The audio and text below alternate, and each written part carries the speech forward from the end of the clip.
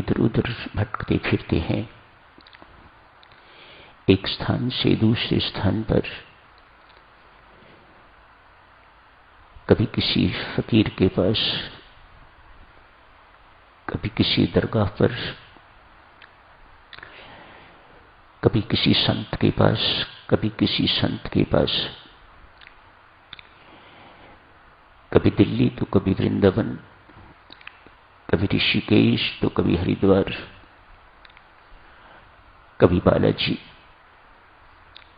जहां जहां भी व्यक्ति को पता लगता है किसी एक समस्या का समाधान हो सकता है, वहीं उस समस्या के समाधान के लिए वह भागता हुआ चला जाता है। परमेश्वर की कृपा, उसके अतिरिक्त और कुछ नहीं। मत सोचिएगा जहां गए हैं आप, वहां से आपको परमेश्वर की कृपा के बिना, परमेश्वर की इच्छा से बिना कुछ मिला हो, ऐसा नहीं है। कृपा हर जगह उसी की काम करती है। एक समस्या का समाधान परमेश्वर के पास से हो भी गया, अनेक समस्याएं साथ और उपज जाती हैं। आप किसी जगह पर गए, निसंतान थे, 10 वर्ष के बाद एक पुत्री पैदा हुई है आपके यहां, आपकी समस्या का समाधान हो गया। आप अब निसंतान नहीं हैं, अब आप संतानवान हो गए हैं।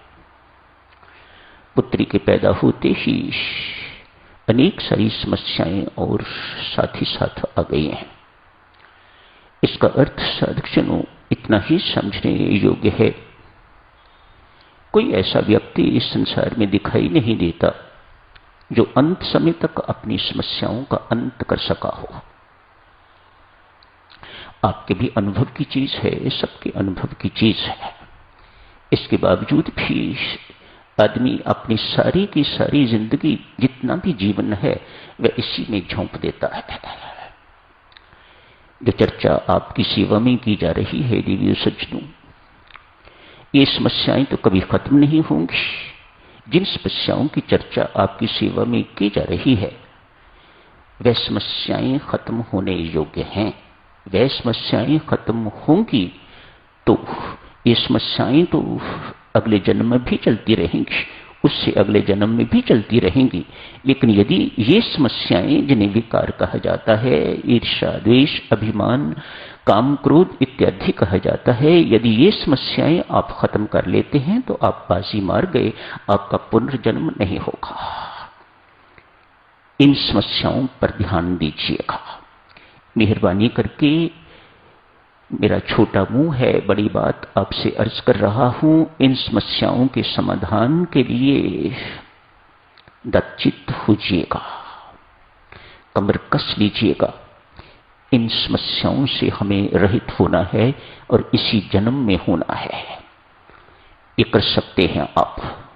उन समस्याओं का समाधान एक जन्म में संभव नहीं है, लेकिन इस समस्या का, ये जो महानतम समस्या है, इस समस्या का समाधान एक जन्म में हो सकता है यदि आप ठीक दिशा में चलते रहते हैं।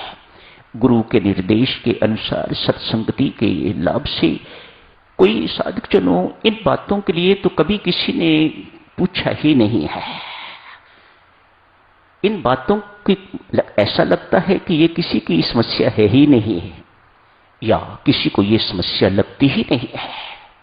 आज तक किसी ने इस समस्या के बारे में पूछा हो, मैं उस व्यक्ति के चरण चूमूंगा। किसी ने कभी नहीं पूछा आज तक। इतने वर्ष हो गए हैं यहां पर, ये समस्या किसी की है ही नहीं। मानो हर कोई निर्भिमानी है, किसी के अंदर ईर्ष्या द्वेष नहीं है, किसी के अंदर क्रोध की अग्नि नहीं है, सब शांत बैठे हुए हैं इन समस्याओं के होते हुए भी। परमात्मा तो जानता है।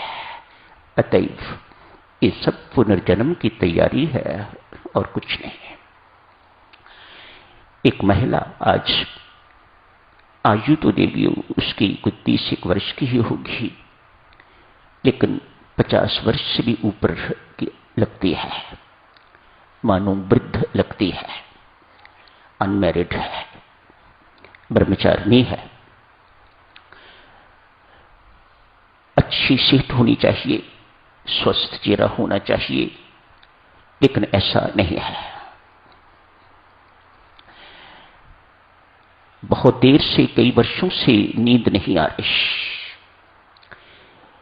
व्यवहार में चिड़चिड़ापन आ गया हुआ है, तनाव भरा चेहरा है, झुलसा हुआ चेहरा, पीला चेहरा है, धसी हुई आंखें हैं। चूंकि नींद नहीं आती, इसलिए नर्वस वीकनेस की भी शिकार हो गई हुई है। नर्वस वीकनेस है, उसे स्नायु दौर्बल्य जिसे कहा जाता है। पाचन शक्ति ठीक नहीं है, इरेटिक हो गई हुई है। भूख लगी तो बहुत खा लिया, ना भूख लगी तो कई दिन नहीं खाया। स्वयं भी परेशान है, घर वाले भी बहुत परेशान हैं।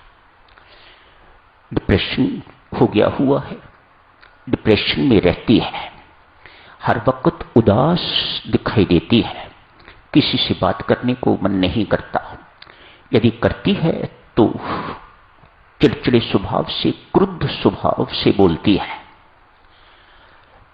राम राम जपने वाली है, लेकिन मन नहीं लगता, ध्यान में मन नहीं टिकता। हर प्रकार के इलाज करवा लिए हैं, कोई एलोपैथ नहीं छोड़ा, कोई होम्योपैथ नहीं छोड़ा, कोई आयुर्वेदिक डॉक्टर नहीं छोड़ा, कोई पीर फकीर नहीं छोड़े।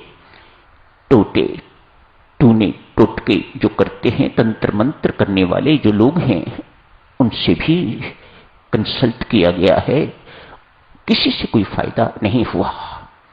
बेचारी ने एक दो बार आत्महत्या की भी कोशिश की है, मरी नहीं।